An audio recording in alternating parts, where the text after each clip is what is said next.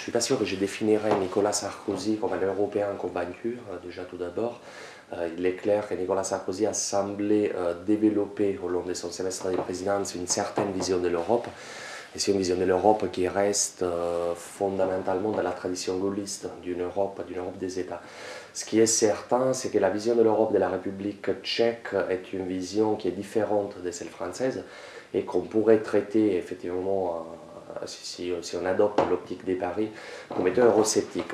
Est-ce que pour autant la présidence tchèque va être véritablement une présidence eurosceptique?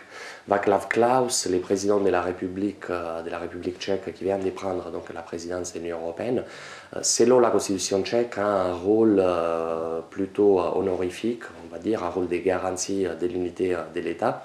Et il lui revient tout simplement en matière de politique internationale ou de politique européenne d'apposer la signature finale au traité, ce qui pose aux traités internationaux, donc ce qui pose notamment problème en ce qui concerne les traités de Lisbonne. Parce que les partis au gouvernement, l'ODS, d'où est sorti les premiers ministres Topolanek, voudraient ratifier ces traités de Lisbonne, alors que le président Klaus, il semble être opposé, ou du moins il affirme qu'il ne ratifiera pas les traités tant que les Irlandais n'ont pas ratifié les mêmes traités. Quand on sait que les Irlandais vont se reprononcer par référendum au mois d'octobre 2009. Donc, est-ce qu'on peut dire que les Tchèques sont eurosceptiques? Ce qui est certain, c'est que Václav Klaus est sur une position très eurosceptique. Eurosceptique parce qu'il compare l'Union européenne à l'Union soviétique, notamment, ce qui n'est pas vraiment un compliment en venant de quelqu'un qui a vécu la dictature communiste. Parce que Václav Klaus est un personnage qui sort un peu des schémas traditionnels. C'est quelqu'un qui ne croit pas au réchauffement climatique et qui donc estime que toute action européenne à la matière serait dommageable pour le développement économique. Parce que c'est quelqu'un de très libériste, il vient de publier une tribune dans un quotidien anglo-saxon des références pour affirmer qu'en ces moments de crise, c'est justement les moments dans lesquels il faudrait annuler, mettre à zéro toute régulation en matière de santé, en matière de protection des travailleurs, etc. etc. Ce sont des discours qu'on n'entend plus, même de la part des conservateurs britanniques. Quand on se retrouve avec Gordon Brown, le Premier ministre britannique, qui appelle à plus de régulation, cela peut paraître singulier qu'un représentant de la présidence en exercice de l'Union européenne parle de libéralisation des marchés. La vraie question est de savoir si Václav Klaus acceptera finalement d'apposer cette signature. Il faut savoir que le gouvernement de Topolanek qui soutient cette ratification est extrêmement affaibli. Si vous discutez avec des experts à Prague, ils vont vous dire que ce gouvernement a survécu uniquement en raison de l'échéance de la présidence tchèque de l'Union européenne et qu'on ne pouvait pas affronter un vide des pouvoirs. Cette ratification était prévue de longue date, a été reportée à la mi-février. C'est la première fois qu'on se retrouve avec un État qui préside l'Union européenne sans en avoir accepté un nouveau traité. Et cette ratification donc, devrait intervenir à la mi-février. Certains disent que Topolanek souhaitait que les parlements de Prague s'épanchent d'abord sur les dossiers de la défense antimissile pour ensuite pouvoir ratifier les traités. Toujours est-il que, comme je le disais, il n'est pas certain que Klaus apportera sa signature au traité. S'il devait s'y refuser, il pourrait aussi bien attendre la ratification irlandaise du traité de Lisbonne, ce qui n'est pas certain parce qu'en Irlande, on va vivre une récession, une dépression, voire extrêmement sévère. On parle d'une chute du PIB de moins 5 à moins 10% pour l'année 2009. Gagner des élections dans ces contextes, ça ne va pas être évident pour les gouvernements en place qui soutiennent les oui au traité de Lisbonne. Et d'autre part, s'il devait encore s'y refuser d'apposer sa signature, il est envisagé à Prague une modification de la constitution tchèque pour éliminer tout rôle du président de la République dans la gestion des affaires européennes, ce qui par contre prendra une période allant d'un an à 2 ans. Donc c'est une situation extrêmement compliquée. Et ce qui est certain, c'est que cette diarchie à la tête de la République tchèque, cette cacophonie entre un président extrêmement eurosceptique et un Premier ministre qui essaie de rester dans les jeux diplomatiques traditionnels européens, risque effectivement d'être dommageable pour les affaires européennes. On a un exemple de cette division interne au gouvernement tchèque, c'est sur les conflits israélo-palestiniens, quand on a vu un porte-parole du gouvernement affirmer que finalement l'action israélienne n'était qu'une action défensive ce qui était totalement contraire à la ligne adoptée par la plupart des pays européens. Donc il s'agit d'une bavure, certes, le ministre des Affaires étrangères a dû démentir cette affirmation en parlant d'une erreur personnelle du porte-parole, mais toujours est-il que lorsqu'on préside l'Union européenne, on peut s'attendre à un peu plus de sérieux.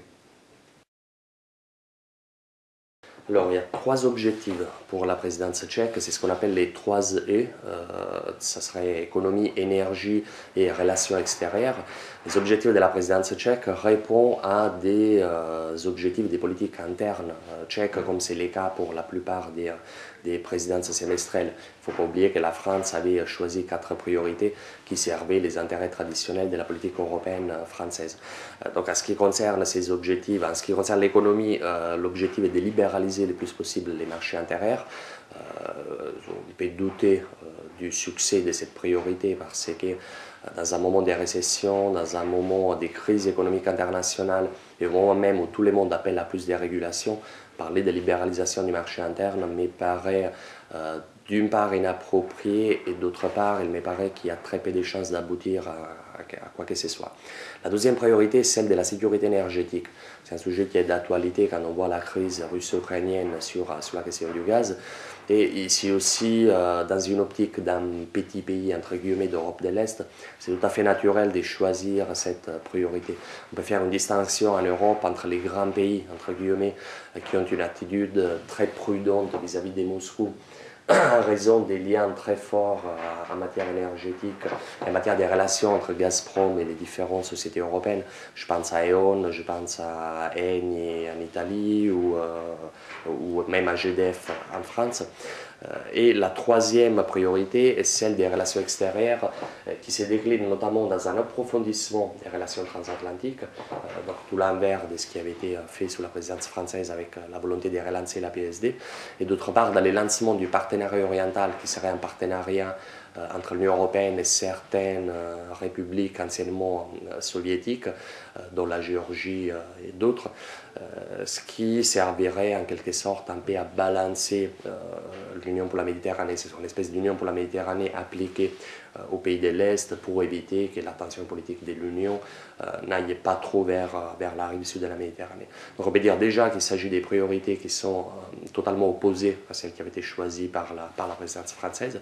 Et d'autre part, que comme on l'a vu avec la présidence française et comme on est en train de le voir, finalement, on a de plus en plus du mal de fixer des priorités pour 6 mois et de s'y tenir, tout simplement parce que l'actualité chevauche toujours ces priorités qu'on a déjà vues. C'est en effet qu'une semaine que la présidence tchèque a pris la présidence de l'Union européenne. On se retrouve déjà avec 2 crises majeures. D'une part, les conflits israélo-palestiniens. D'autre part, la question du gaz russo-ukrainien. J'ajouterai une dernière chose. L'attitude du président Sarkozy, je pense notamment à sa tournée au Moyen-Orient pour essayer de trouver une médiation sur les conflits israélo-palestiniens.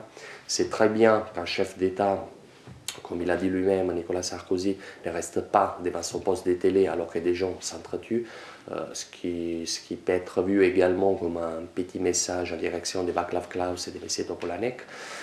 D'autre part, cette médiation de Nicolas Sarkozy est affaiblie par le fait qu'il n'est plus le président à l'exercice de l'Union européenne. Et ça va justement donc empiéter sur les domaines des compétences de la nouvelle présidence tchèque en affaiblissant en même temps la mission officielle de l'Union européenne qui était composée par la troïka des ministres des Affaires étrangères, donc tchèque, français, suédois, l'ancienne présidence, l'actuelle et la future présidence de l'Union européenne. Tout cela pour dire que si on peut être d'accord avec l'idée de Nicolas Sarkozy de vouloir une présidence forte qui donne une impulsion politique vraie aux affaires européennes, et ben on peut espérer que des mois les ratés entre guillemets de la présidence de la République tchèque pourront convaincre tout le monde de la nécessité d'avoir une présidence stable pour l'Union européenne comme il est prévu dans les traités de Lisbonne.